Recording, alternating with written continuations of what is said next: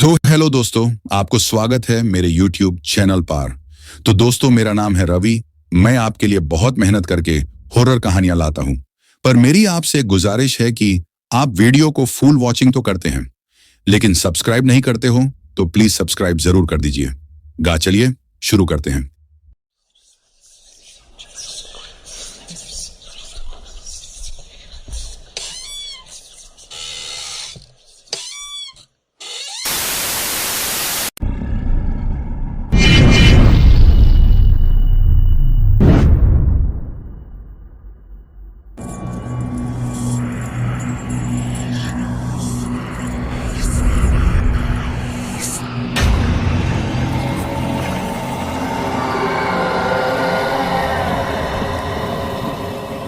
बहुत समय पहले एवलोर नामक एक समृद्ध राज्य था। वहाँ की रानी सेरेनिया अपनी सुंदरता और न्यायप्रियता के लिए प्रसिद्ध थी। लेकिन उसके राज्य पर एक भयानक श्राप मंडरा रहा था, एक अंधेरे आत्मा का श्राप जो हर पूर्णिमा की रात को महल में गूंजता था।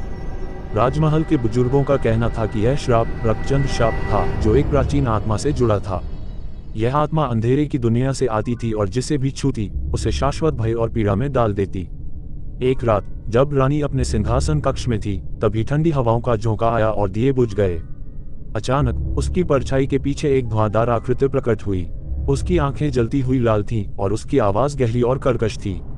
रानी सेरेनिया, वह फुसफुसाया, तुम्हारा भाग्य लिखा जा चुका है, तुम्हारा अंत निकट है। रानी का दिल तेजी से धड़कने लगा, लेकिन वह घबराई नहीं।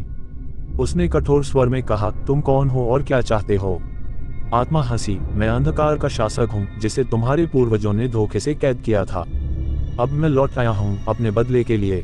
रानी ने महल के पुराने ग्रंथों को खंगालना शुरू किया। उसे पता चला कि कई शताब्दियों पहले एक क्रूर जादूगर ड्रिवो ने एवलोर पर शासन करने की कोशिश की थी, लेकिन रानी के पूर्वजों ने उसे परास्त कर एक जादुई दर्पण में कैद कर दिया था। अब ड्रिवो फिर से मुक्त होने की कोशिश कर रहा था और उसका लक्ष्य था रानी को अपने वश में करना। सेरेनिया को एहसास हुआ कि अगर उसने सही समय पर कदम नहीं उठाया तो राज्य हमेशा के लिए अंधकार में डूब जाएगा। उसने महल के सबसे पुराने को फिर से कैद किया जा सकता था, लेकिन इसके लिए उसे रक्तचंद रात्रि का इंतजार करना था। आखिरकार वह रात आ पहुंची। जब महल के ऊपर रक्तचंद चमकने लगा, ड्रिवो पूरी शक्ति के साथ प्रकट हुआ। अब कोई तुम्हें नहीं बचा सकता सेरेनिया, उसने गरज कर कहा। लेकिन रानी तैयार थी। उसने अपनी दादी से सीखे मंत्रों का उच्चारण करना शुरू किया। चारों ओर हवाएं तेज हो गईं, महल कांपने लगा और ड्रिवो दर्द से चीखने लगा। लेकिन रानी ने बिना रुके मंत्र पढ़ा और देखते ही देखते ड्रिवो फिर से एक धुआं बनकर सिकुड़ने लगा। अचानक जादुई दर्पण हवा में प्रकट हुआ और आत्मा उसमें समा गई। महल फिर से शांत हो गया। रक्तचंद धीरे धीरे अपनी चमक खोने लगा और एक नई सुबह का आगमन हुआ। रानी सेरेनिया ने चैन की सांस ली। उसने दर्पण को महल की सबसे गहरी तहखाने में बंद कर दिया, ताकि ड्रिवो फिर कभी मुक्त न हो सके। एवलोर राज्य में फिर से शांति स्थापित हो गई और रानी एक नई आशा के साथ शासन करने लगी। लेकिन वह जानती थी कि अंधकार कभी पूरी तरह खत्म नहीं होता, ये केवल तब तक सोता है जब तक उसे फिर से जगाया न जाए।